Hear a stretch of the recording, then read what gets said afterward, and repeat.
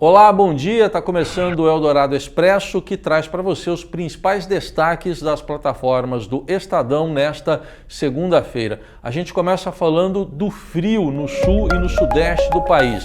No estado de São Paulo, 5 mortes podem ter ocorrido por causa do frio. Eu digo podem porque exames clínicos ainda vão confirmar isso, mas os 5 casos envolvem moradores de rua. 3 deles aqui na cidade de São Paulo, na capital paulista, desde a chegada da onda de frio na última sexta-feira, e mais 2 casos, um deles ocorreu em Santo André, no ABC Paulista, na região metropolitana, e outro em Assis, no oeste do estado de São Paulo. Hoje o frio continua aqui em São Paulo. Na zona sul da capital paulista, alguns bairros chegaram a registrar 4 graus de temperatura.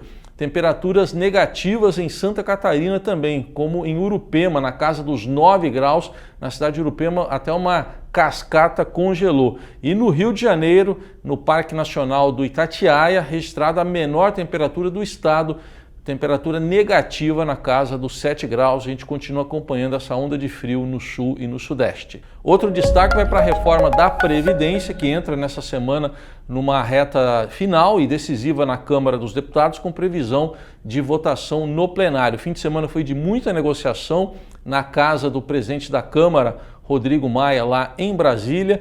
O governo, através do ministro da Casa Civil, Onyx Lorenzoni, fala que tem algo em torno de 330 votos, lembrando que são necessários 308 votos no mínimo para aprovação da reforma em 2 turnos lá na Câmara dos Deputados. O placar do Estadão, o placar da Previdência do Estadão, que é um levantamento feito com consultas aos parlamentares, informa que até agora são 247 votos declarados a reforma da Previdência, faltando 61 para que seja atingido o mínimo necessário. A gente continua acompanhando também. Outro destaque de hoje, que está na capa do Estadão e já ganha ampla repercussão, o repórter Fábio Leite fez uma ampla apuração sobre a delação da Odebrecht, aquela que era conhecida como delação do fim do mundo, de 77 executivos e ex-executivos da empreiteira, e o que aconteceu de fato nesses 2 anos que se passaram.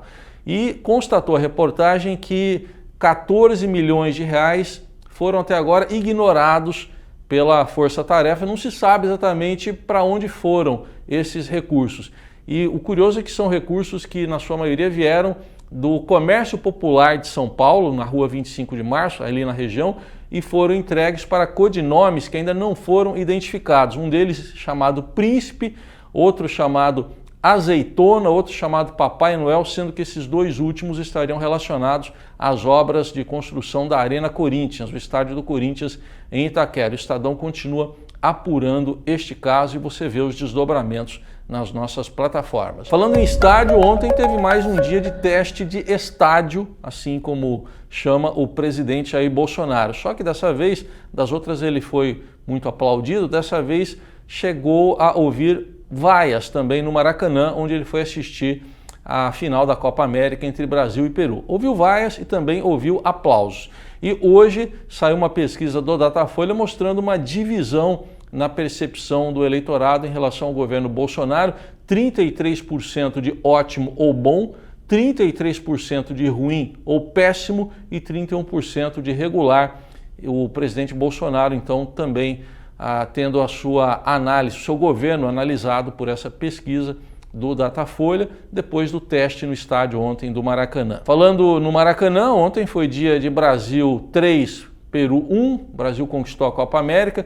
A gente fala também sobre a Copa do Mundo Feminina, vitória dos Estados Unidos, a seleção americana fez 2-0 e é mais uma vez campeã, desta vez contra a Holanda, lá a Copa do Mundo que foi disputada na França. E tem a volta do futebol brasileiro, hoje já tem jogo da Série B e na quarta-feira Copa do Brasil e no fim de semana volta o Brasileirão, para quem estava com saudade aí do seu time. Na cultura, grande destaque, a perda de João Gilberto, o pai, o criador da Bossa Nova, que morreu no fim de semana aos 88 anos de idade no Rio de Janeiro. A gente acompanha o velório que já está acontecendo no Teatro Municipal do Rio de Janeiro. O sepultamento será às 4 da tarde, no cemitério Parque da Colina, em Niterói, também na região metropolitana do Rio. E hoje o Caderno 2, aqui no portal estadão.com.br, traz muita análise da obra, da grandeza da obra de João Gilberto. E também registra a perda do poeta Paulo Bonfim, aos 92 anos aqui em São Paulo no fim de semana. Estes então são os destaques que você acompanha, alguns deles nas plataformas do Estadão nesta segunda-feira. Ótima semana e até mais.